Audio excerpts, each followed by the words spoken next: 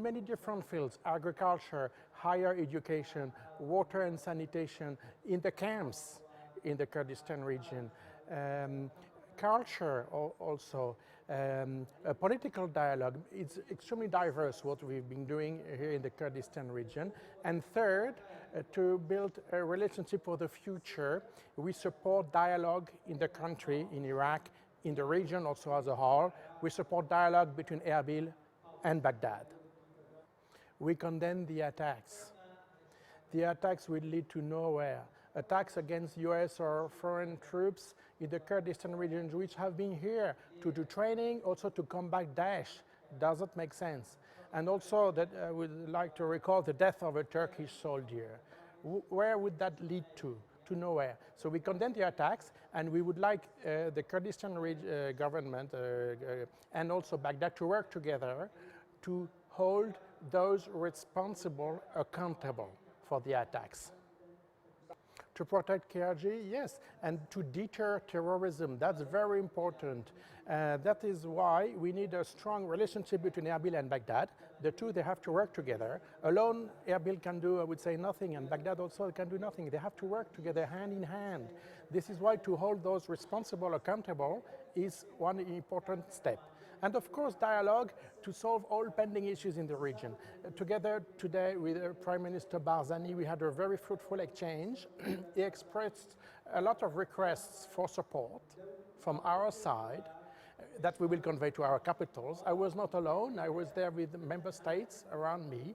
And I can tell you that we take on board his request for engagement, structured engagement, and a substantiated engagement. My colleagues in Baghdad, they do the same as me, I would say, in Baghdad, and talking with the government, the central Iraqi government there. So we work hand in hand by engaging with the two there. We hope that the two will, Erbil and Baghdad, will come closer together to work for the future of the country. First, this agreement is very important. It's one step towards rebuilding trust between Erbil and Baghdad. So it's very precious. And I would like to see also the two governments deliver on Article 140 of the Constitution. And we expected that this agreement would lead to other agreements. So as such, it's very precious. We want to see it being implemented. You are right, it's not being implemented now. We are pushing Erbil and Baghdad to talk together and work on the agreement. We cannot force them, you know, it has to come from the two governments themselves. They made a pledge to work on the security in Sinjar so that security conditions be conducive to the return of refugees. We want to see this take shape, you know. We want to see the council supposed to work on reconstruction of Sinjar and other devastated areas to start working, and also a new mayor to be appointed. So I would like to see these three pillars to be implemented. We are encouraging Erbil and Baghdad to work on it. It's political after all. So it's about the trust the two would find, and if they can really work on this.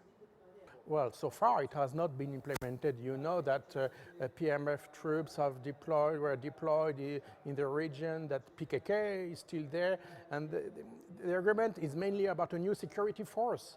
So I'm still waiting, but all of us, we are waiting, and we are looking at the two governments, and we would like to see them come closer together and work on the implementation. I will not blame any party for not delivering on the agreement. It's not my role. I'd like to see just the two vigorously tackle this issue and commit to their pledges. We are talking about the refugees so that they can go to their hometowns, right? Our efforts are twofold. First, we spend a lot of money for the people living in camps. We provide food, we provide water, sanitation, we provide protection to these people, and a lot of activities that we've been conducting, with the aim that people can go back to their hometowns, but the security has to be guaranteed there. We cannot also force people to go back to their hometowns. It has to be done on a voluntary basis. There are international standards, benchmarks if you want. So first, the environment has to be conducive to their return. And second, it's a responsibility in the first place of the KRG and the government in Baghdad to work on the conditions of their return. I am concerned, until recently, we saw Yazidis, we saw IDPs go back to their hometowns. But very recently, we saw the opposite. Prime Minister Barzani told me this afternoon that people are going back to camps. That's the opposite of what we would like to see, right? Because the situation is not guaranteed there. That's the opposite of what we want. On the other hand, this has to be done in a structured way, step by step, and we cannot force people to go back to their hometowns. So, it's about consultation, coordination between Erbil and Baghdad and the UN and all stakeholders to have them come back.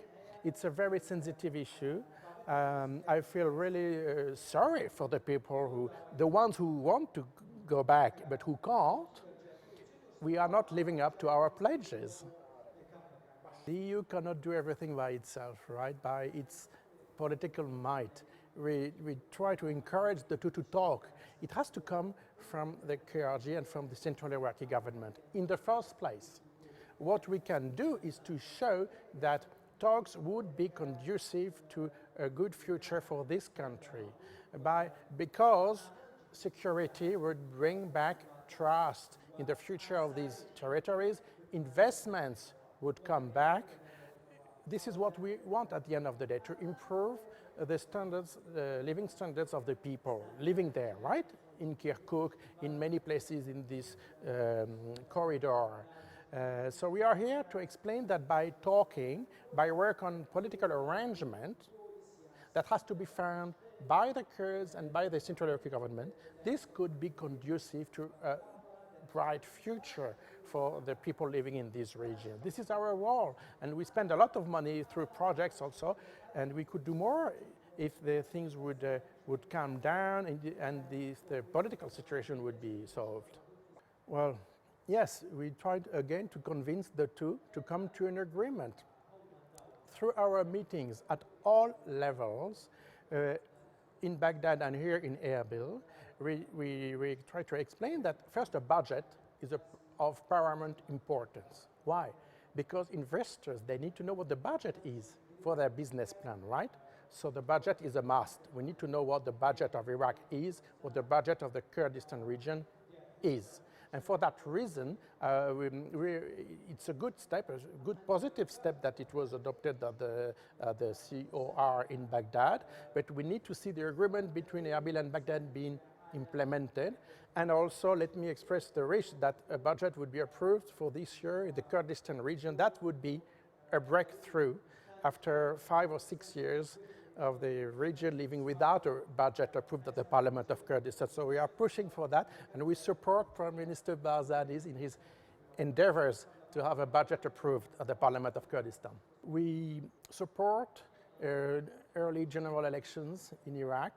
We committed 5.51 million euro as capacity building for IHEC in Baghdad. And if we add also some other sources of funding from EU member states, the overall funding is 18.6 million US dollars. So this money will go to IHEC through UNDP for a project on capacity building for the elections. So that shows our commitment to support early general elections in Iraq. Thank you. Thank you very much.